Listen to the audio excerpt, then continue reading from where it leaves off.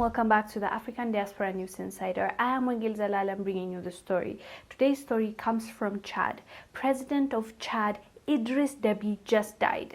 It was announced last night, and the way he died I found to be bizarre. He died in a war zone, and okay, let me just first tell you the story and then we'll talk about why I think it's bizarre.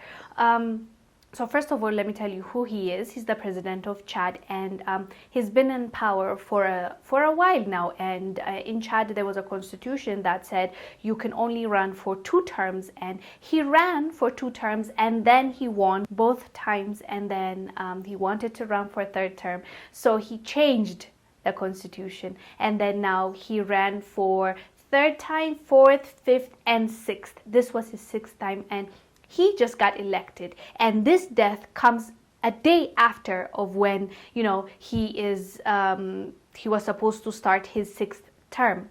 Yeah, that on its own is a bit shady, right? Him changing everything to fit what he wants. And obviously that started a lot of backlash from the people, because they're like, first of all, you're changing up things when you're just supposed to run for 2 terms and then leave office. You're not. And secondly, you keep winning. Is that really happening, or are you cheating us? So there was a conflict there, but he sustained his power thanks to France. France have been helping him out, so he's been in power so far. And it's been announced 6th term, and the next day he dies, and it's in a war zone. He went, what they're claiming is there was a rebel group getting in the territory of Chad, so he went with the soldiers. And I'm like, is it like Game of Thrones?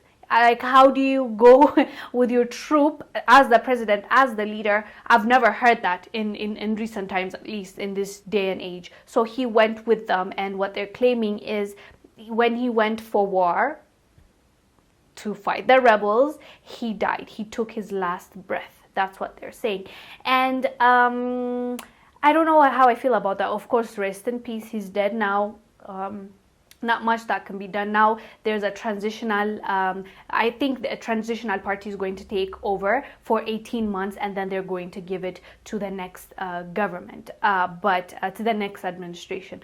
I wouldn't hold my breath when it comes to African transitional military groups or anything transitional. They just don't like to transition.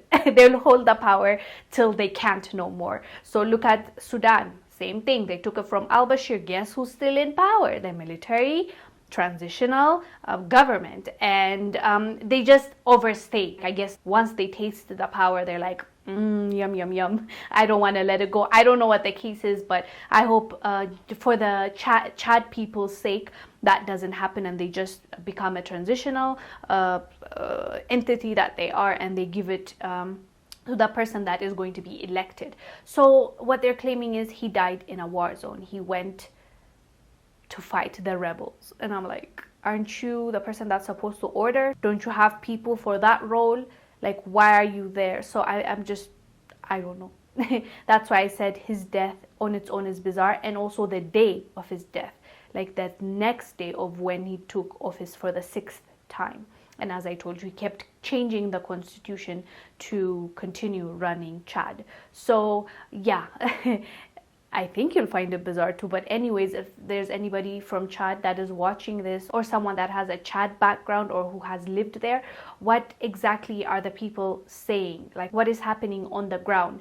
Are they also doubting what's going on? Are they happy that it's going to be, he's no longer going to be the leader, or they want to investigate how he died, or they have accepted it the way it is and they're okay with it? Let us know down below. Anyways, guys, I am Wongel Zelalem bringing you the story. I will see you on the next one. Bye.